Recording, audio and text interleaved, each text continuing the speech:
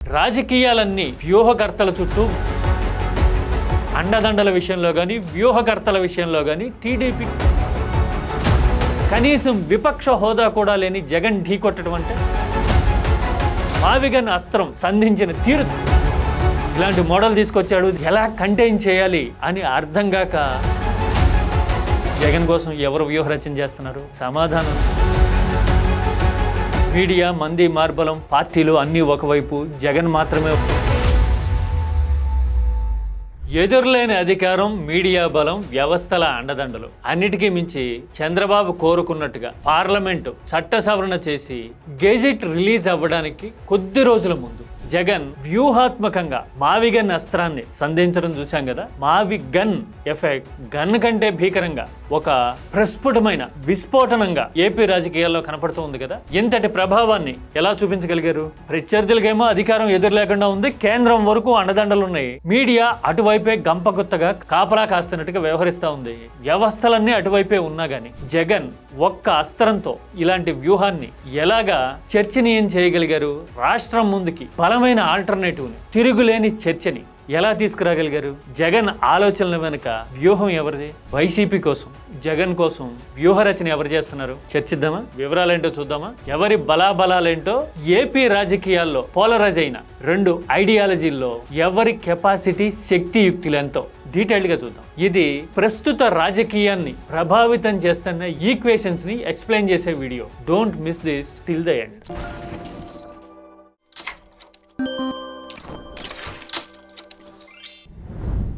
రాజకీయాలన్నీ వ్యూహకర్తల చుట్టూ, వ్యూహాల చుట్టూ తిరుగుతున్న రోజులు కదా. గత దశాబ్ద కాలంగా చూస్తూ ఉన్నాం. ప్రశాంత్ కిషోర్ 2014లో బీజేపీకి, మోడీకి వ్యూహకర్తగా పనిచేసిన నాటి నుంచి దేశవ్యాప్తంగా ఈ చర్చ జరుగుతూ ఉంది కదా. తర్వాత అదే ప్రశాంత్ కిషోర్ 2019కి ముందు వైసీపీ కోసం పనిచేశారు. 2024 ఎన్నికల్లో అయితే చంద్రబాబు కోసం పనిచేసిన వ్యూహకర్తలు, వ్యవస్థలు చాలానే ఉన్నాయి కదా. జగన్కి పనిచేసిన ప్రశాంత్ కిషోర్ 2024కి ముందు ప్రత్యేకంగా చంద్రబాబుతో సమావేశం కావడం చూసాము.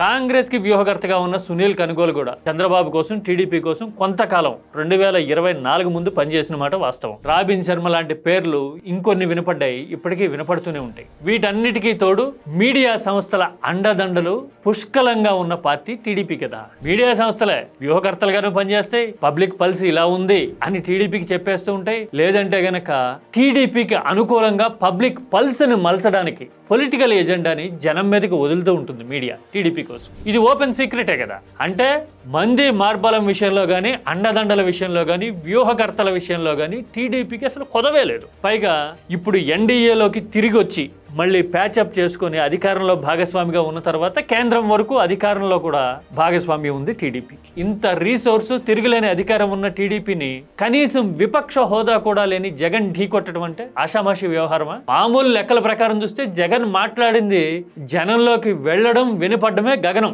అన్నట్టుగా ఉండాలి పరిస్థితి. ఎందుకంటే సాక్షి ఒకటే ఉంది జగన్కి, కనీసం వైసీపీకి విపక్ష హోదా కూడా లేదు, ఇవ్వం అని అధికార పక్షం తేల్చేసింది కదా. అంటే పేపర్ వెయిట్ పెట్టినట్టుగా అన్ని రకాలుగా ఏదో రకంగా తొక్కిపెట్టి ఉంచే ప్రయత్నం. మరి ఇలాంటి వ్యూహాల్ని, పరిస్థితుల్ని, ఎత్తుగడల్ని, రాజకీయాన్ని జగన్ ఎలా ఛేదిస్తున్నారు?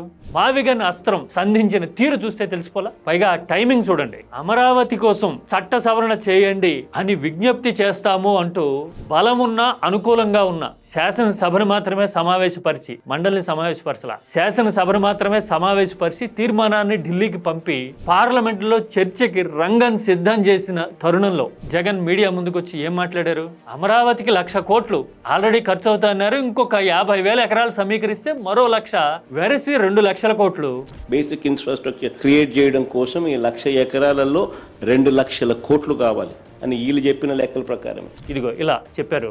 ఇంత ఖర్చు పెట్టే బదులు మావిగన్ అనే మోడల్ని అనుసరించవచ్చు కదా. ప్లాన్ బి అనుకోండి.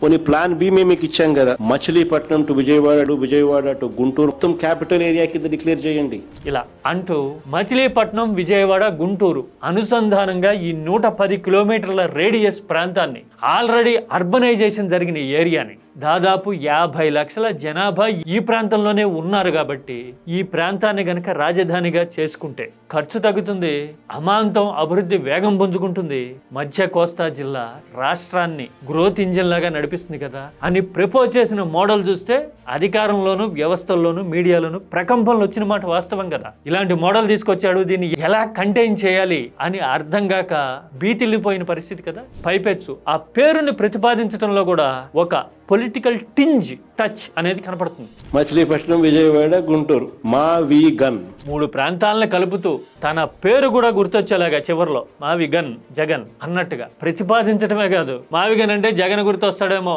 సరే గన్ అంటే బాగుండదు నీకు, అది జగన్ అనేది గుర్తుకొస్తుంది లేననుకుంటే సరే వేరే పేరు పెట్టండి, చూశారు కదా అంటూ వేరే పేరు ఏదైనా పెట్టుకోండి పోనీ అని చెబుతూ జగన్ చేసిన ప్రపోజల్లో వాట్ నాట్ ఎవ్రీథింగ్ ఉంది ఇందులో అనిపిస్తుంది.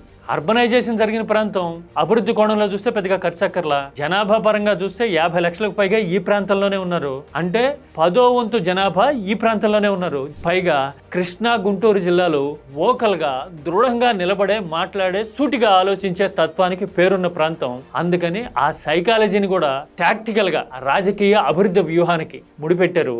అభివృద్ధి మీద నిజంగానే కమిట్మెంట్ ఉంటే ఈ ప్రాంతంలో ఎందుకు చేయలే, దూరంగా పల్లె ప్రాంతాల్లో రేగడి నెల ఇంత వ్యయ ప్రయాసాలు ఎందుకు అంటూ ట్రాక్ రికార్డ్ ని 12 ఏళ్ల హిస్టరీని తిరగేసి చూపించారు.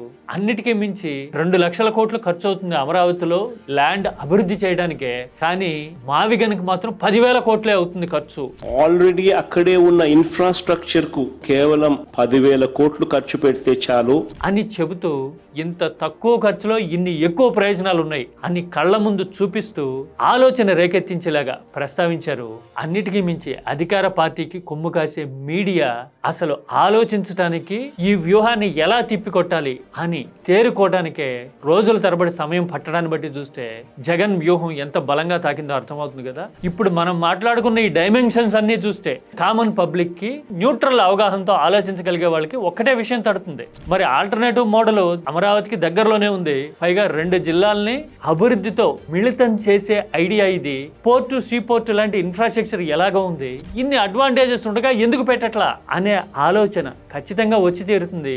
అక్కడే ఉండాలి, అలాగే ఉండాలి, అన్ని వేలు కాదు లక్షల ఎకరాలు కావాలి అని చెప్పడం వెనక ఆలోచన ఏంటి అనే ఐడియాని తట్టి లేపుతుంది. అంటే ఇందులో పాలిటిక్స్ ఉంది, వ్యూహం ఉంది, ఫైనాన్షియల్ ఈక్వేషన్స్ ఉన్నాయి, ప్రాక్టికాలిటీ ఉంది, అన్నిటికీ మించి ఎమోషనల్ గా జనాన్ని కనెక్ట్ చేసే అంత ఇంధనం ఉంది, అన్నిటికీ మించి పొలిటికల్ గా పించింగ్. గన్ అంటే జగన్ గుర్తొస్తాడు, సరే గన్ అంటే జగన్ అనేది గుర్తుకొస్తుంది లేననుకుంటే సరే వేరే పేరు పెట్టండి అని ఇలా అనాలి. అంటే కేవలం టీడీపీ ఆరోపిస్తున్నట్టుగా ఫలానా ప్రాంతాన్ని అడ్డుకోవాలనో లేదంటే రాజకీయంగా మాత్రమే ఎదురు నిలవాలనో డీస్టెబిలైజ్ చేయాలనో అనుకుంటే సాధ్యం కాదు. ఇది అన్ని కోణాల్లోనూ ఆర్థిక, సామాజిక, రాజకీయ, భవిష్యత్ వ్యూహ కోణాల్లో ఆలోచించి ఉంటేనే కదా ఇలాంటి ప్రపోజల్ తెర మీదకి వచ్చేది. మరి ఇంతటి మేధామథనంలో, ఇంతటి వ్యూహ రచనలో జగన్తో పాటు ఎవరు ఉంటుంటారు? జగన్ కోసం ఎవరు వ్యూహ రచన చేస్తున్నారు? సమాధానం దగ్గర నుంచి చూసే వాళ్ళకి తెలిసిపోతుంది. ఇప్పుడే కాదు, 2024 ఎన్నికల ముందు నుంచే జగన్ ఒంటరిగానే తనదైన వ్యూహంతో జనంలోకి వెళ్ళడం కనపడుతుంది. అందుకోసమే ఆ ఎన్నికల ప్రచారంలో కూడా మీడియా, మంది మార్బలం, పార్టీలు అన్నీ ఒకవైపు, జగన్ మాత్రమే ఒకవైపు అని అనడం కనపడింది మనకి. అఫ్ కోర్స్ 2024 ఎన్నికల్లో ఎదురు దెబ్బ తగిలిండొచ్చు. ఓటమి నుంచి ఎవరో ఊహించని వేగంతో కొద్ది వారాల్లోనే మళ్ళీ లేచి నిలబడి రాజకీయంగా మెడికల్ కాలేజీల ప్రైవేటైజేషన్ లాంటి ఎజెండాతో జనంలోకి వెళ్ళడం, నిలదొక్కుకోవడం కనపడింది కదా. అప్పటి నుంచి ఇప్పటి వరకు ప్రతి విషయంలోనూ జగన్ రాజకీయ వ్యూహం వెనక ఆయన ఒక్కడే ఉన్నాడేమో అనే విషయం దగ్గర నుంచి చూసిన వాళ్ళకి అనిపిస్తుంది. ఏమో కాదు నిజమే అని పార్టీ నాయకత్వాన్ని స్టడీ చేయగలిగిన, అర్థం చేసుకోగలిగిన వాళ్ళకి ఇట్టే తెలిసిపోతుంది. అంటే ఏంటి, వ్యవస్థలో మంది మార్బలం, మీడియా, కూటమి ఒకవైపు ఉంటే సింగిల్ గానే తన ఆలోచనతోనే, తన వ్యూహంతోనే జగన్ రాజకీయ పరిణామాల్ని ఢీ కొట్టడమే కాదు, ఎజెండా సెట్ చేస్తూ కూటమి డిఫెన్స్ లో పడే వాతావరణాన్ని క్రియేట్ చేయడము, జనం తాను చెప్తున్న మావిగన్ మోడల్ గురించి ఆలోచించేలాగా చేయడం అనేది ఈ ఈ నిమిషానికి కనపడుతుంది కదా.